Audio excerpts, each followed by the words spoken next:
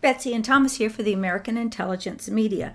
Thomas, I find all of this very disturbing. And, at one time, you and I were both professional teachers, and we've taught American history before. And I feel very, satisfied with the quality of teaching that I provided in the classroom.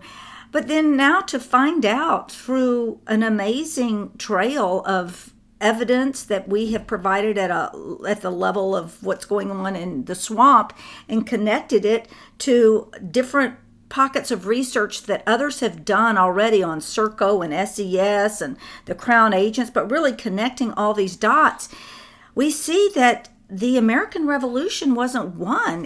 What we learned in our history books is not our true history.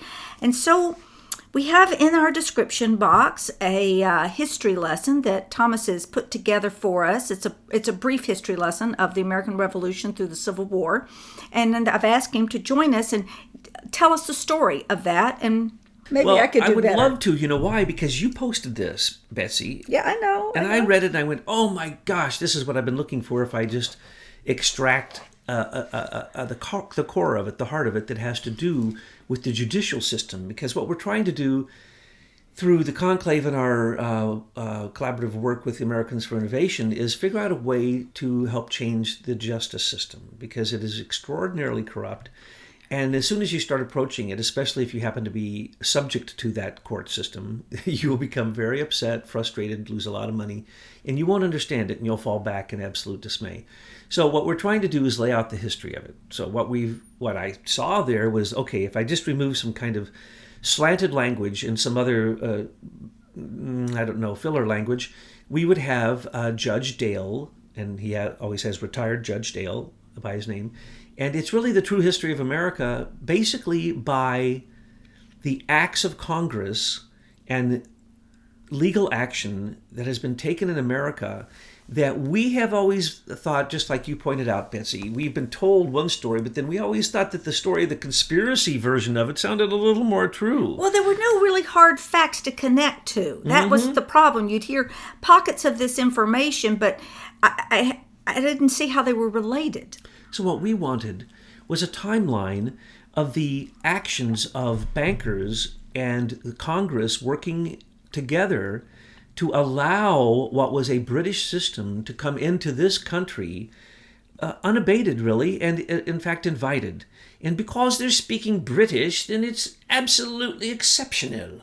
I mean, we're happy to let a Brit, stab us in the heart as long as they're speaking that, beautiful accent. Or the Five Eyes. Oh, sure, the Canadians are our friends until we want to do a NAFTA deal with them. Oh, the Brits are our friends until you look into what really happened in the American Revolution, the War of 1812, and the Civil War. And once you do, as Judge Dale does, you see that it is a stream of I don't even know. It's really no different than what we're seeing today, but we're realizing that it all happened in history and it's repeated itself time and time again, just making the situation worse. And that is, it's all about the bankers.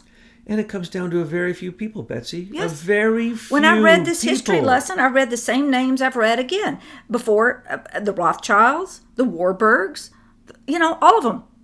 And these barons that get set up, well, those are government monopolies. And how do they get set up? Because there are congressional acts. It's all legal. And this is probably what blew our mind, Betsy and my mind, the day that she asked me to look at the San Bernardino. It was like, wait a second, then everything that they're telling us is the exact opposite of what's really going on. So when you start looking at these things, the first thing I said was, oh, well, okay. The first one was easy to figure out. The second one, I'm not even going to say the name while we're recording because it gets people so upset. But we looked at that and I said, oh, okay, wait a second. This can only be true if it is legal to do a false flag and propagandize Americans. So I worked from a negative You position. came from another angle. You said, well, wait a minute. What if it's legal to do these false flags? This is the way maybe we could understand it. And surely you found that it is legal now. Yeah, how would the military do it? How would lawyers do it? How would politicians do it? They'd lie, doublespeak. They do the exact opposite. Whatever the name of the agency, they probably are doing the opposite of that. That's what we've now learned. And so the more we look, the justice system, well, good luck finding any justice there. But anyway, we needed a real judge, a real lawyer, someone who's incredibly insightful with history to put this all in a complete stream. Good critical thinking skills. That's what it required. Now, he tried to blame it on a particular group of people who I would have to tend to agree that, yes, they're very, very key in all of this. The only problem is that you need to explain exactly what that is, or you hurt a lot of feelings right away. So if you don't go into an extremely careful historical explanation of who different religions and races are, you can really get yourself in a lot of trouble, unless you're talking about just what people see in the overt outside world. And that is always devolved down to the lowest common denominator of the far left, which eventually devolves into communism or Marxism or fascism or what we call the socialism of the New Democratic Party, which is basically now a socialist party. Can we get this conversation out of the clouds and get back focused on this great piece of historical work? I'd have to remember what we were talking about. We want to reteach people history to make up for all the people and students in our classrooms who didn't learn it the right way. So if you look at the description box below, there is a link to this history book, and Thomas has taken it and condensed it into about 8 pages. And the summation of it is that the British never left. There was really no closure to the war, the way that we have it in our history books. And they infiltrated, or they just stayed in our country with these crown agents and this system. And we couldn't have believed this, Betsy, until, as you know, we found out the mechanism of the Senior Executive Service, which is beyond the civil service. It's for the corrupt elite, corporate-leaning globalists who are inside of our government, 10,000 of them in the federal government, that are basically in the key positions that make decisions. And then we started to see the agencies they worked for, the USAID, how we give out foreign aid, $50 billion a year, or how untold amounts of money go through the Overseas Private Investment Corporation, or how the Crown Agents, as you pointed out, Crown Agents USA, stand in line and the money pours out of America and pours into Britain, or pours into Britain's offshore accounts in the 53 Commonwealth nations. And then we said, oh, this can't be true. Someone had pointed us in this direction. We thought, oh yeah, we'll investigate this. Won't take long. Nope. The deeper we went, the more we find out, until we find out Lockheed Martin and British Aerospace Engineering, BAE Systems, they're the largest corporations, military industrial corporations in the world. They're larger than nations, most nations. And they're actually more powerful than the most powerful nations because they control all the uranium and their bombs and their planes and their largest military contracts, and they rip off trillions of dollars from these countries. And now we're finding out, no, it's all true, and it goes right back to the golden share of the Crown of Britain that is tied to the Bank of England, which is tied to the City of London. So these conspiracies you hear, we're now spelling out for you. So we've spelled it out specifically in our world right now. Serco, Urenco, the Uranium One deal, the Eunice, New Mexico ripoff of the Queen and Holland and Germany of America's uranium, the ripoff of our data management systems through Serco at all levels, the ripoff of our patent system, the ripoff of our military system, our own everything, our codes, our crypto codes, all owned by who? The Crown of England? This is amazing. It's not false. We're showing you detailed after detail of their incorporation papers, showing you that this conspiracy is not a conspiracy. So we had to move further back in time. So now we've shown you with this new article by Judge Dale, what are the legal parameters for this to be able to happen? Because it has to be legal, and it is legal. The Senior Executive Service is completely legal, but it's completely unethical. Well, and anyone I say looking it's at it would say, unconstitutional. yes, and it's then unconstitutional. of course, the Sure. thing is that I'm always talking about the Constitution, and then I realized we have this overlaid the United States. We have this whole other system of governance that is over us that we're not aware of. Now, the fact that we have so many people brainwashed by them, probably all originated at the Tavistock Institute, but there's so many brainwashed people out there is actually going to help us, because they're not going to take kindly to finding out that the Queen's in charge, because they really believe that it's America's in charge. And the Queen takes fealty to the Pope through the Knights of Malta. We'll go Yes. there later. We jumped back there to the beginning a long time ago and started explaining this coming forward so people would have a perspective, but now we're filling in the details in between. And what we have to go through next is not just the congressional acts and the laws that make all of this fleecing possible to make the United States of America, and Britain, or the United Kingdom, whatever you want to call it. This is completely legal, what's going on. We just need now to understand the legal system. So as we're going back, we've seen how the corporations are doing this, and now we're going to go back to Walter Kloos and the CT Corporation, and we're going to show you in some articles coming up that every corporation, including the United States of America Incorporated, that works out of Washington, D.C., is a corporation. And they cannot exist or do business without the permission of CT Corporation, which is solely owned by Walter Kloos in Holland.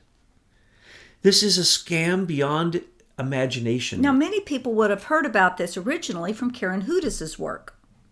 That's I think might be the first place you showed me, and I said, "Oh, I'd heard of this before."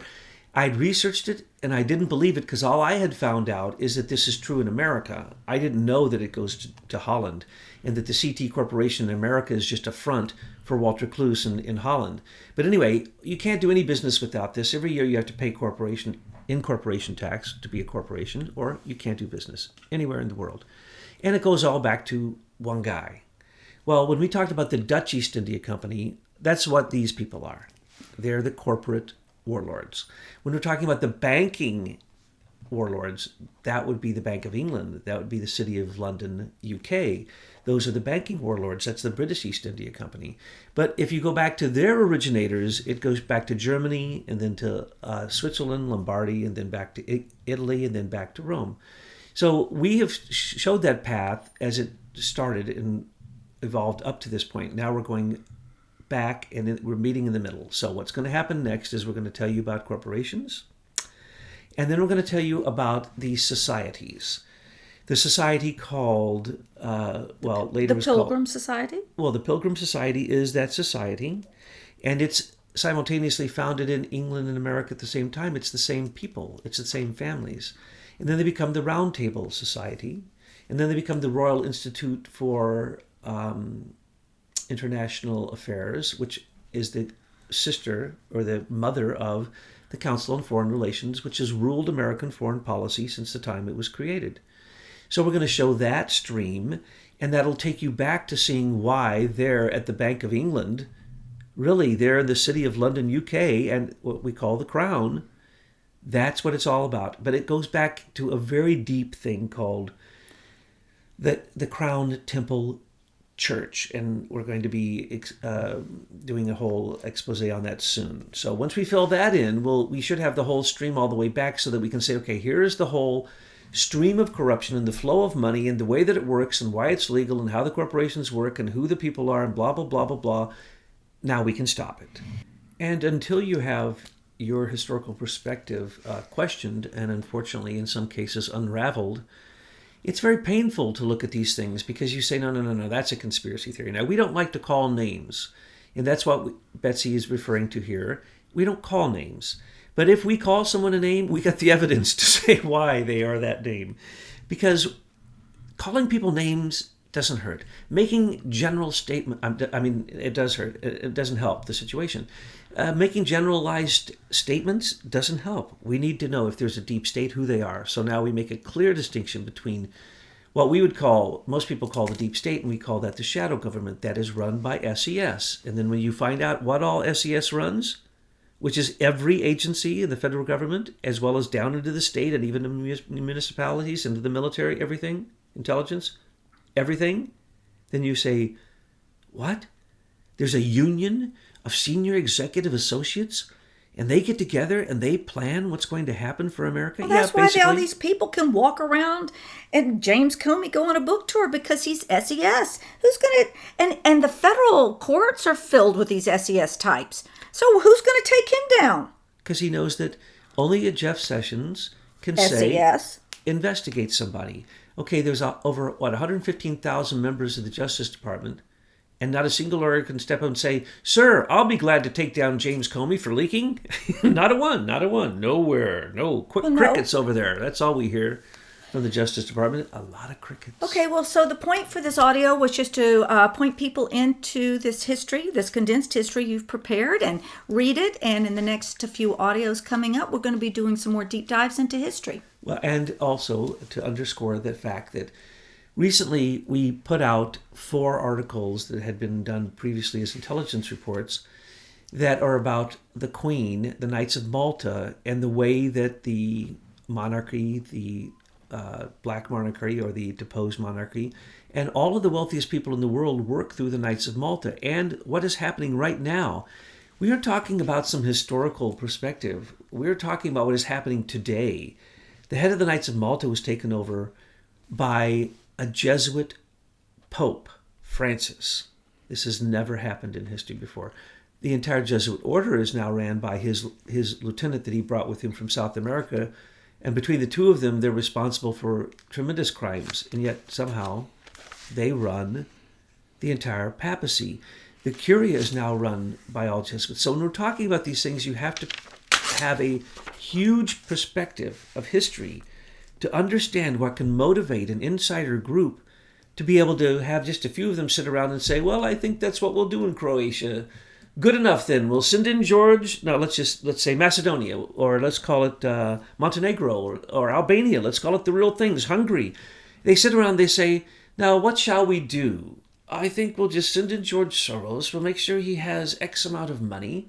Make certain that we send in the Society for Democratic Expansion, which is a CIA organization. We'll send in the Humanitarian Group for Democracy. We'll send in these NGOs. And we'll start a university. And we'll give away free education, and we'll say George Soros is giving away this free education to Hungary, and it's okay, we'll take over Hungary. We'll make sure that we turn any state-sponsored central bank into a Rothschild-sponsored central bank. When you look closely at it's transparent what it is that these people are doing. So if you have a perspective of history and you hear George Soros, then you'll understand who he is. If you don't know who he is or you don't have a perspective, go back and read our intelligence reports on him. Because when you get that perspective, you will understand why it was that George Soros donated to Daniel Jones as part of the $50 million, along with Oleg Deripaska, through his lawyer, Adam Waldman, that they donated $50 million to continue Christopher Steele's completely salacious document, Rush-Trump document, and Fusion GPS's investigation to try to unseat a current president. We're not talking about history that means nothing. We're talking about understanding why Oleg Deripaska would be trying to intervene into U.S. history. Why? How did these Russian oligarchs get started? If you understand that, then you'll really understand why you can't skip over certain stages of capitalism, or you create an oligarchy that then becomes literally a global mafia. And so what we're seeing in America is now the global mafia of Russia is being discovered. We want the smoking gun to the Russian interference. We now have it. We now have Loretta Lynch being thrown under the bus, Comey being thrown under the bus by Andrew McCabe being thrown. What we're seeing is history is a response to the fact, the current history is a response to the fact that the historical streams that we're talking about, they're not conspiracies. They're quite real. The Council on Foreign Relations would still like to control American foreign policy, which then controls American economic policy, which then controls everything else, including our military. But Trump doesn't listen to them anymore. It's as simple as that, folks. When you understand that he is making historic strides for the true intent of the American Revolution, which has been obfuscated by legal acts of Congress that have created central banks, that have caused us to become slave debts to the central bank, that have caused the Social Security, the IRS to be created, that caused all of these, as you say, they're unconstitutional acts. Serco, and now we know how it's all connected, runs our immigration office and the U.S. Patent Office. Think about that, folks. I've always said, well, why can't they just stop this nonsense? They can't, because Serco, who's not controlled by the United States government, is running our immigration office. And they're stealing all of our patents. I'm sorry. That's right. Because they can't see. These are lizard people. They can't think. They can't be creative. I don't know. You know more than I do about what they don't have in their brain. But They have no creativity. The only way that they can exist is by sucking and feeding off the rest of us and our creativity. That's why they have to manage that patent office. There's three parts to the brain: the reptilian, which a reptile possesses; the mammalian, the midbrain, the reptilian is the hindbrain; and the forebrain, which only humans develop, the cerebral cortex. These people only work out of their animal instincts. They don't even rise up into what a dolphin or a whale or a human might experience as a true feeling. They don't have feelings. They are people who are so damaged by their alignment with materialistic forces that they don't have free thinking, and therefore they cannot be creative, imaginative thinkers. They can only be clever thieves. So you're right. So when you say reptilian, I just want to explain that. That is quite literally true. The reptilian brain, the hind brain. So what we're dealing with here now is that the United States of America and Britain is a reality. It's a law. It's the way that the channels flow. But we also pointed out that the Catholic Church is here. You're going to say, wait a second, now that's a conspiracy. Francis and the Jesuits, yeah, I know all about them.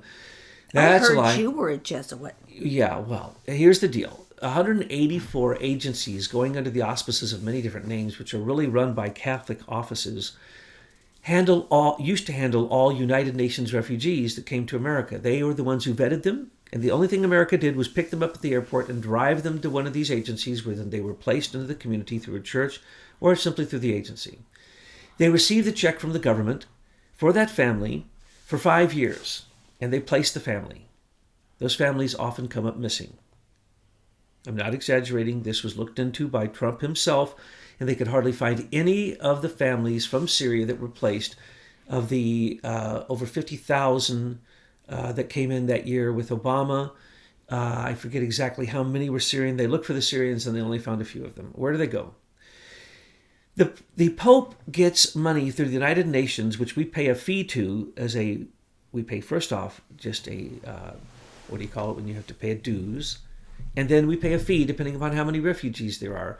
Obama bombed 7 countries, created 56 million refugees. The United Nations gets paid for each one of those. The Pope gets paid for each one of those. And as soon as they reach into a refugee camp, the Pope counts them through the United Nations. Now, the Pope's not even there. The United Nations counts them and puts them into a system. All you have to say is your name, where you came from. You don't have to prove who you are. And that's the system. And that's the system of vetting that we use. And as we now know, one passport was used for thousands of people in Syria. One passport. Nobody knows who those people are. Nobody knows where they came from. They may not be Syrians. They come from all over the world to come into Turkey to become refugees. So when Trump ended the United Nations refugee program, it ended tens of billions of dollars going to a fake front to give to the Pope. That is the reason the Pope worships refugees and says there can be no borders, because he is what is called a liberation theologist. He's a Jesuit. Liberation theologists are essentially Marxists. They're they're for sure socialists, and essentially they're religious theocratic Marxists if you look into it closely. Well, that's why I do point out in passing, because many of our listeners do know that you had a former history as a Jesuit, because you know what you're talking about. You were there in the trenches, and I always say that it's going to take a Jesuit to take out this Jesuit. I had no idea what I was forced into. I was given to the church by my family. And when I finally found out what I was involved in, I got out. And unfortunately, I did see a lot. And then I've looked closely ever since. And I still would consider myself to be religious and certainly a Christian. And in every way, I believe in ritual and all that good stuff. But the point is that the Catholic Church may not be what it appears to be. And we've written articles on that. And if you really want to know the truth and you want to know who Francis is, you can read those articles. I don't need to take time now to personally bash Francis nor to personally bash Queen Elizabeth. What we're talking about are streams of power. It doesn't matter whether they're there or their descendants are there or their next one elected. It will continue unless we stand up like Trump did and say, I'm breaking the stream of money that has been diverted into the pockets of the wealthy and the elite.